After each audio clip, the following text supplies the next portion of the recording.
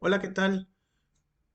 Atendiendo el cronograma de la universidad, la sesión del día de hoy corresponde a lo que son las pruebas que nos faltaron de la semana pasada, así como las primeras etapas del procedimiento ordinario.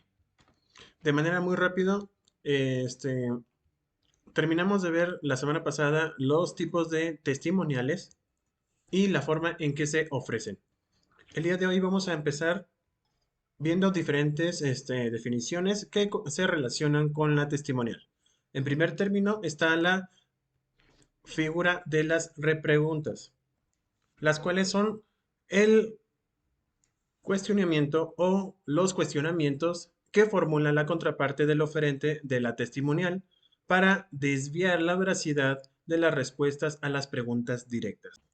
En general, este tipo de preguntas van a relacionarse o van a tratar de enfocarse a impedir que se genere algún tipo de convicción por parte de la Junta o los miembros de la Junta.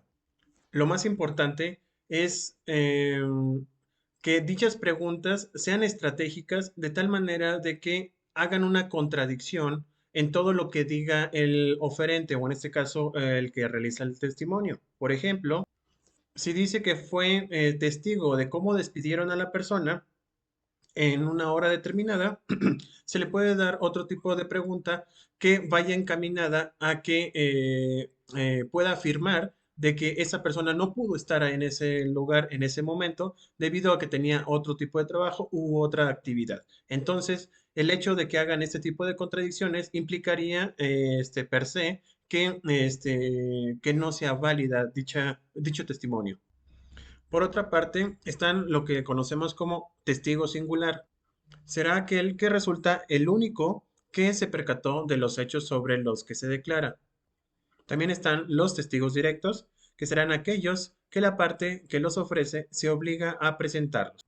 Esto se da definitivamente en la demanda. Se presentan los hechos y ahí es donde se agregan dichos testimoniales y sobre todo tienen la voluntad de presentarse.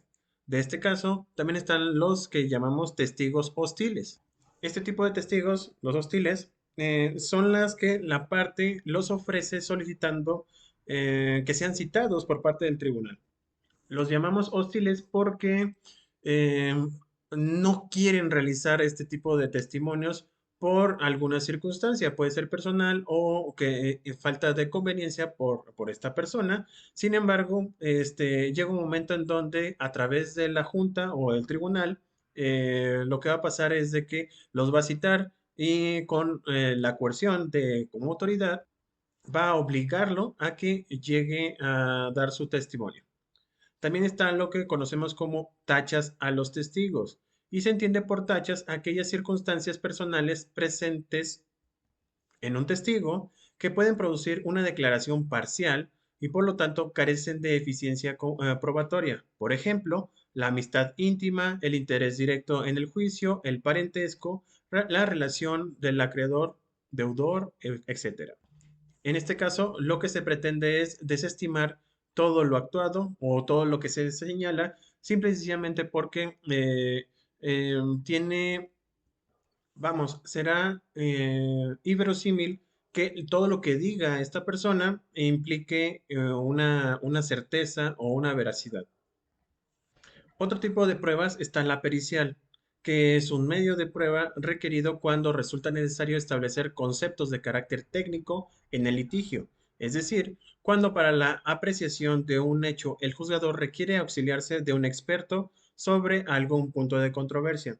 Y aquí paro un poquito para señalar que, si bien es cierto, todos los tribunales o todos los integrantes de un tribunal, o en este caso de la Junta, deben de ser expertos en las normas y los procedimientos en materia laboral, existen hasta cierto punto algunos tecnicismos que se dan o que se pueden presentar en algunos lugares de trabajo.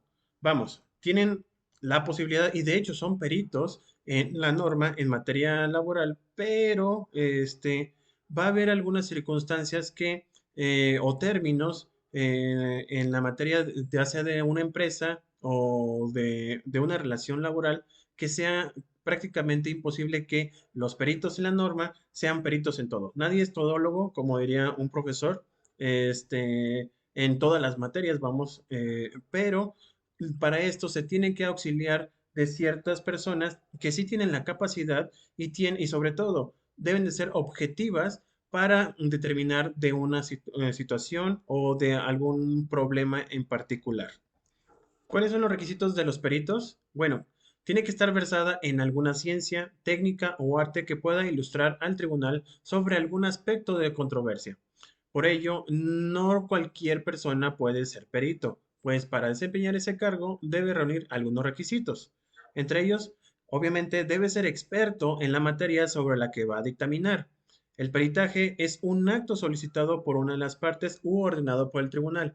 En primer término, esa materia que debe ser experta, tiene que estar incluso declarado que esta persona realmente puede realizar ese tipo de actividades.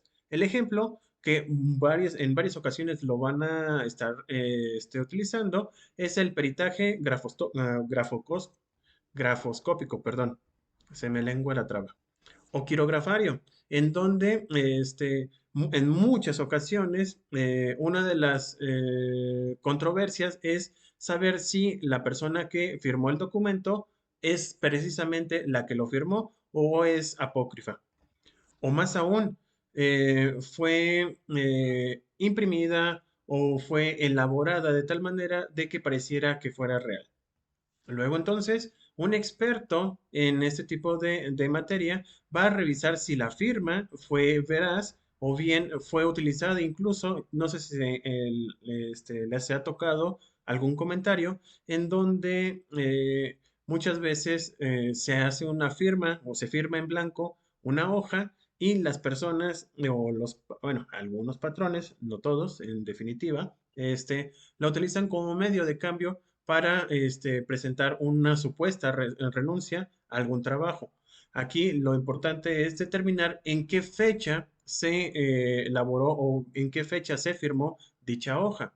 Si se descubre que corresponde esa firma entre 6 o, vamos, yo podría llamarle entre un año o 2 años antes, se determinará o por convicción de que esa firma fue obligada por parte del patrón hacia el trabajador.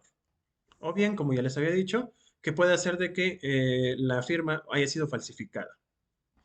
Aquí lo que se pretende demostrar con el peritaje es que debe ser un hecho controvertido que requiere el conocimiento especializado. Por ello, esta prueba tiene diferencias con la testimonial, ya que el testigo debe ser presencial para que de forma directa declare lo que vio o escuchó, en tanto que el peritaje dictamina sobre hechos pasados. Es decir, la testimonial va a corresponder a la descripción de un hecho en donde haya percibido o que la persona haya percibido a través de sus sentidos. De la otra manera, en este caso los peritos, lo que van a hacer es descubrir la verdad sobre un hecho en específico a través de alguna ciencia, técnica u arte. ¿Cómo es que se ofrece este pericial? Al igual que en las anteriores pruebas, la ley resulta muy clara cuando establece la forma en que deben ofrecerse la pericial, enfatizando en que debe indicarse la materia sobre la que se mostrará la prueba y además exige la elaboración y presentación de un cuestionario para la contraparte, ya que de faltar cualquiera de estos importantes requisitos, el tribunal puede rechazar la prueba. En este caso, si lo que se quiere es comprobar que la firma es apócrifa, este hecho en particular se debe de señalar que para ello se va a generar o se va a establecer un dictamen por parte de un perito al cual se le va a dar una serie de, bueno, en este caso preguntas, las cuales van a estar encaminadas o van a dar el camino para descubrir que en efecto, ya sea que el documento sea falso o sea veraz. Respecto al nombramiento de peritos, este acto se actualiza en los casos en que, como ya hemos hablado en anteriores ocasiones, el trabajador manifiesta que no puede pagarlo. Recuerden que existen algunas situaciones en donde, vamos, el trabajador es demasiado, le falta mucho en cuanto a sus recursos, o también cuando el trabajador no hiciere nombramiento del perito. Y ya en casos extremos, cuando hubiere designado a un perito y éste no acepta el cargo. En todas estas ocasiones u oportunidades es cuando el tribunal va a determinar el perito. En cuanto a la valoración de la prueba de peritaje, el tribunal en su amplia capacidad de valoración de pruebas puede valorar los peritajes de una forma que no en todos los casos exista una vinculación directa con lo dictaminado por los peritos. Válidamente puede desestimarse una pericial si la otra se encuentra relacionada con otros medios de prueba. Esto quiere decir de que en muchas ocasiones el peritaje no es necesario porque ya se puede determinar o establecer algún hecho en particular sin necesidad que se presente esto. Esto va a implicar también celeridad en el proceso y sobre todo economía en los costos de dicho procedimiento. Ahora vamos a hablar lo que es la inspección. Es el reconocimiento que mediante un acto procesal el tribunal examinó, conocer, o vamos, va a conocer los lugares, documentos o cosas que pueden ser materia de la controversia. La diferencia que tiene con la pericial es que solo se trata de una verificación o reconocimiento de hechos que realiza por conducto de un funcionario del propio tribunal, generalmente un actuario, en tanto que la pericial requiere de estudios técnicos especializados. Si me permiten la relación, esto va a ser un poquito más como una fe pública en donde el actuario va a certificar o va a verificar que la posible existencia de algún acto, un lugar o incluso algún documento que se encuentra fuera del alcance de algunas de las partes para que sea presentado ya sea en la audiencia o en alguna de las etapas de precisamente del proceso laboral. En este caso, lo que se va a realizar es, se va a transcribir con todos los detalles posibles en referencia a hechos, lugares u objetos que tengan relación con el procedimiento laboral. ¿Cómo se ofrece la prueba? Primero, tiene que precisarse el objeto que pretende inspeccionarse. Obviamente debe ser parte de la litis. De lo contrario, pues sería ocioso tratar de presentarlo. También debe indicarse el lugar donde se va a desahogar la prueba. Si se trata de documentos, deberá establecerse fecha o periodo que abarque la inspección. Los extremos que se quieran demostrar deben denunciarse en sentido afirmativo, por ejemplo, que el trabajador labora las 8 horas a las 18 horas. En este caso, lo que va a hacer el actuario es ir al lugar y verificar, no sé, por ejemplo, el checador o tarjetones, si todavía se utilizan este tipo de tarjetones, o de manera virtual, ya ven que hay checadores con, ya sea con la huella o con retina. La captura de información se traslada a una computadora, entonces va a ir a verificar que efectivamente tenga todos los datos referentes a esta persona. ¿Cómo se desahoga la inspección? La prueba se va a hacer de la siguiente manera. La Junta debe designar un funcionario que generalmente es el actuario para que lleve a cabo la inspección y este debe ceñirse estrictamente al ordenado por el tribunal. Es decir, si se tiene que revisar el checador que esté funcionando, por ejemplo, o que revise las computadoras, es lo ordenado por la Junta. Va a señalar exactamente lo que se tiene que hacer. De lo contrario, implicaría ir más allá de sus facultades. En este caso, situado en el lugar designado, se va a requerir a la parte correspondiente para que exhiba los documentos que deben inspeccionarse generalmente. En este caso, el actuario va a revisar los documentos, los va a describir, va a sentarlo en un acta y luego va a otorgar el uso de la palabra a cada parte para que verbalmente expongan alguna objeción y hecho anterior, perdón, hecho lo anterior, cierra el acta firmándose los que intervienen. Ahora vemos lo que es la presuncional. En general, es resultado de una operación lógica en virtud de la cual, partiendo de un hecho conocido, se puede llegar al conocimiento de otro hecho desconocido. Luego de este concepto derivamos dos tipos de presuncionales, la legal y humana. La primera se encuentra expresamente consagrada en la ley y por lo tanto el tribunal está obligado a tomarla en consideración al momento de resolver lo correspondiente en el laudo. Esta presunción, legal y humana, admiten prueba en contrario, por lo que se diferencian de las presuncionales in jure et in jure de las in jure tantum, es decir, que admiten prueba en contrario. Un ejemplo de lo que es la presuncional legal es, no sé si se han fijado, pero en la Ley Federal de Trabajo señala que días son de descanso obligatorio. Por lo tanto, la persona que trabaja en esa fecha o en ese día tendrá una compensación. En este caso en particular, es que si trabajaron, repito, en ese día de descanso, la presunción legal es de que será pagado el doble y no puede ser dudado porque está establecido en una norma. Ya la norma implícitamente está señalando que, en efecto, cualquier persona que trabaje en día de descanso tiene que pagarse el doble independientemente de otras compensaciones. Por otra parte, la presuncional humana significa también un proceso de deducción que realiza el tribunal, pero que deriva exclusivamente de hechos y no de ley, como es el caso de la presunción legal. En ambos casos, quien pretenda beneficiarse de esta prueba presuncional debe acreditar el hecho en que se fundamentó dicha presunción. Debemos de explicar que el tribunal que la presunción que tenemos es válida toda vez que se funda en estos cálculos demostrados y mediante esta prueba buscamos acreditar uno desconocido. Voy a tomar como ejemplo en materia penal.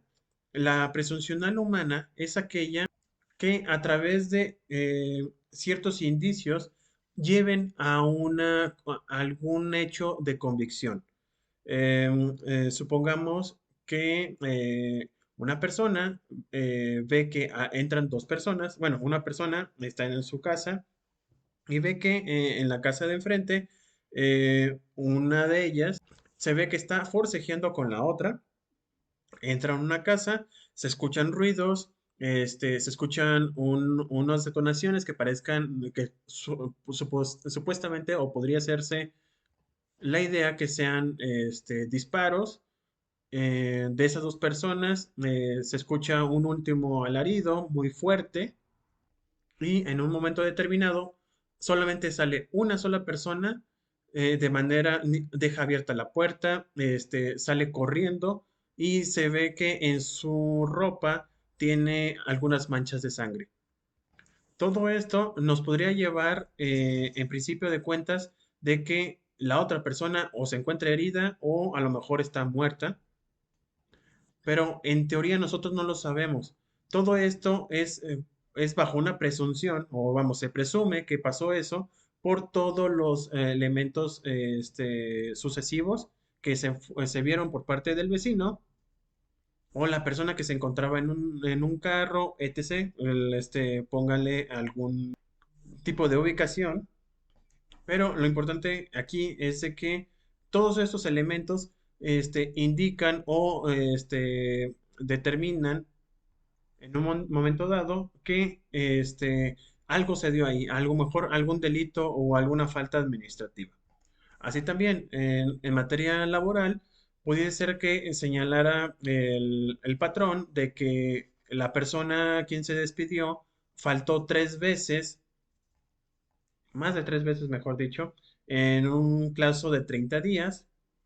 Sin embargo, al momento de hacer la inspección, se dan cuenta de que, pues, si bien está diciendo eso, resulta ser de que, aunque la junta nunca vio que el trabajador estuviera asistiendo, con el simple hecho de verificar que en el checador, ¿cómo se llama? En los documentos, en su expediente, si señalara que efectivamente estuvo trabajando durante los 30 días, ahí se presumiría que, o habría una presunción de que el trabajador nunca faltó en esos 30 días y por lo tanto esa prueba o esa presunción o corresponderá de que nunca faltó.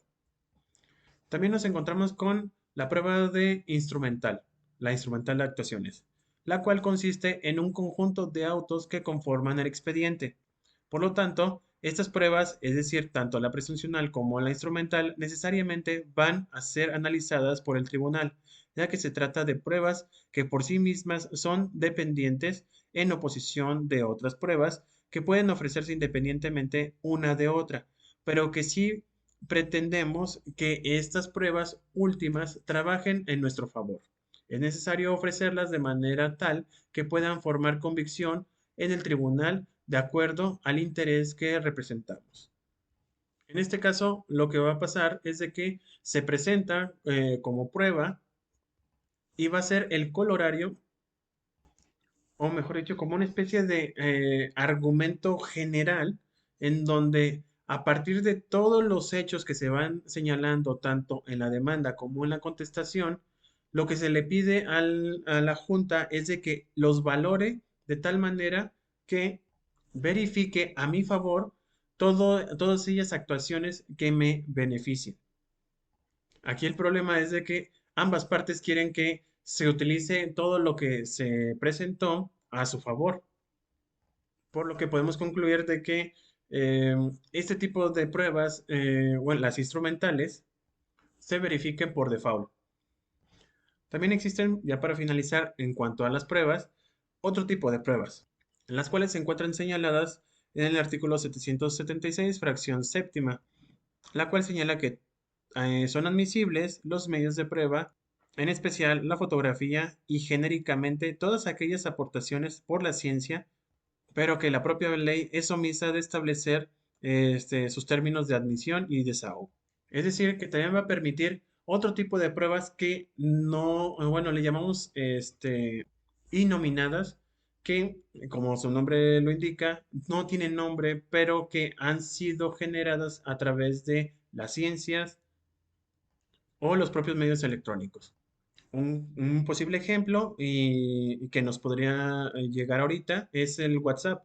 El WhatsApp es una mensajería en donde quizás en el mismo se pueda señalar alguna discusión que se realizó entre el patrón y el empleado a través de esta aplicación o este red social, que podría ser también Facebook o Twitter, e incluso estoy pensando ahorita TikTok, en donde el trabajador en pleno horario laboral, pues se ponga a hacer algún tipo de video o que esté utilizando alguna herramienta de la empresa de forma errónea, pues para poder hacer este tipo de videos. Como ven, este tipo de, bueno, estas pruebas como tales, pues no se encuentran en la ley actualmente porque no se ha regulado, no se ha actualizado de tal manera de que pudiese utilizarse en estos medios para acreditar algún tipo de hecho, pero se pueden hacer conforme a este artículo.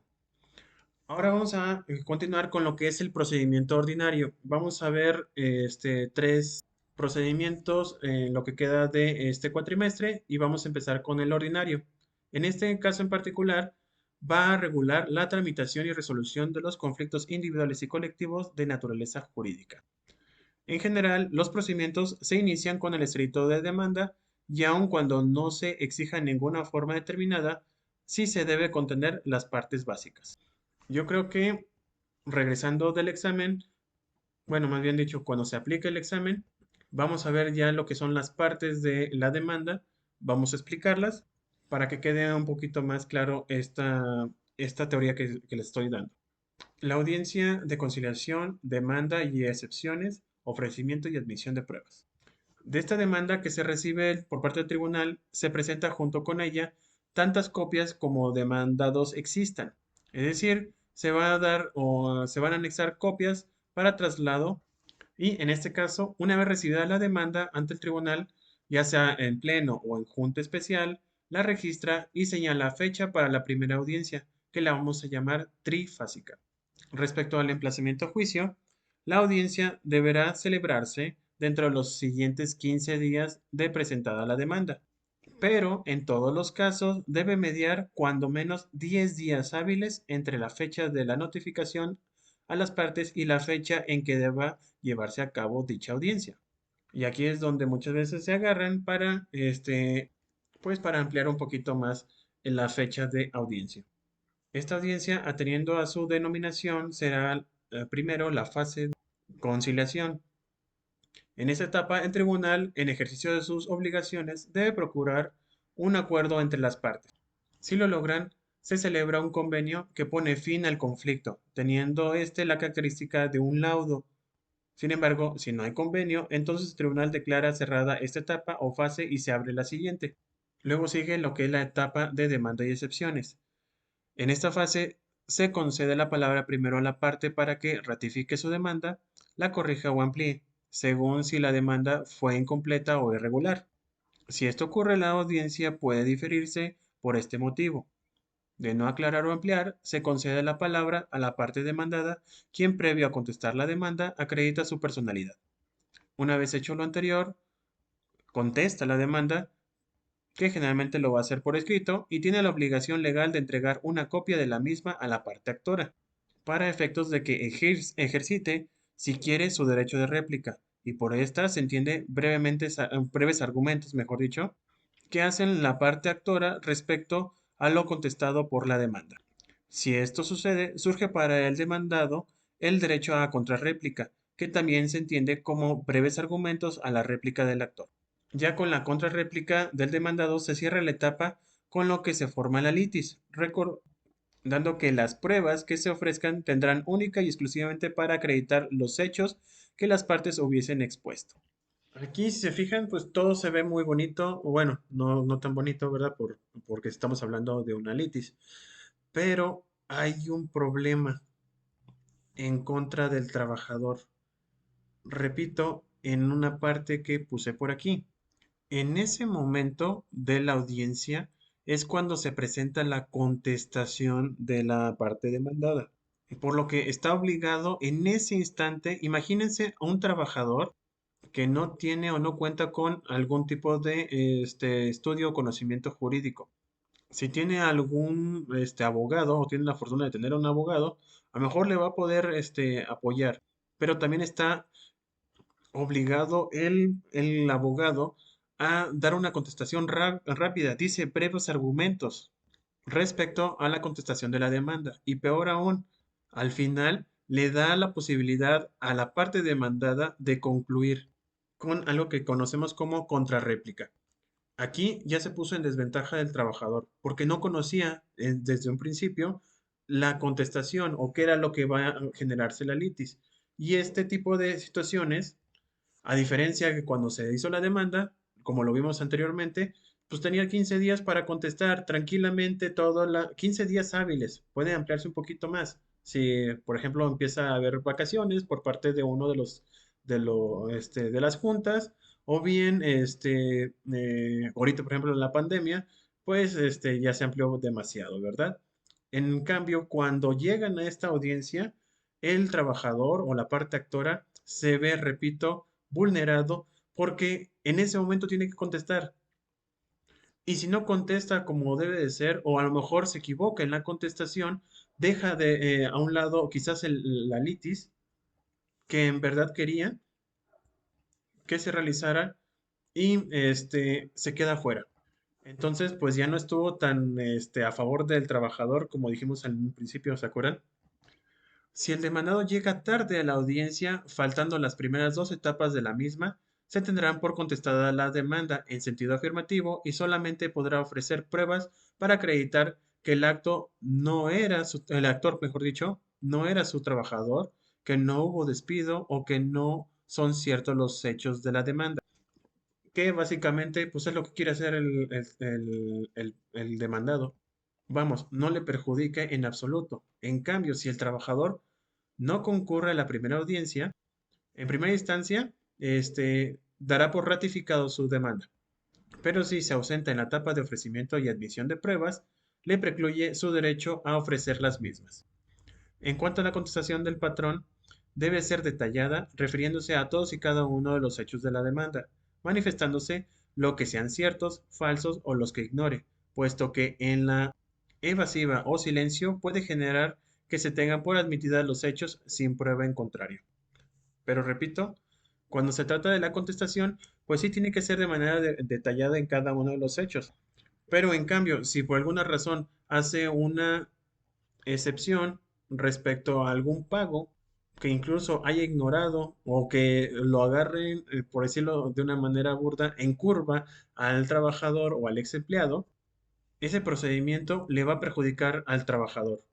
Por último, para el día de hoy vamos a ver lo que es la etapa de ofrecimiento y admisión de pruebas. En esta etapa, primero ofrece sus pruebas la parte actora, generalmente por escrito, y luego ofrece la demanda dada, perdón. Independientemente, después todavía en uso de la palabra, la parte demandada puede objetar las pruebas de la actora, y aquí debe hacerse valer las circunstancias que se refieren los artículos 776 y los siguientes, el 777, 79 y 780.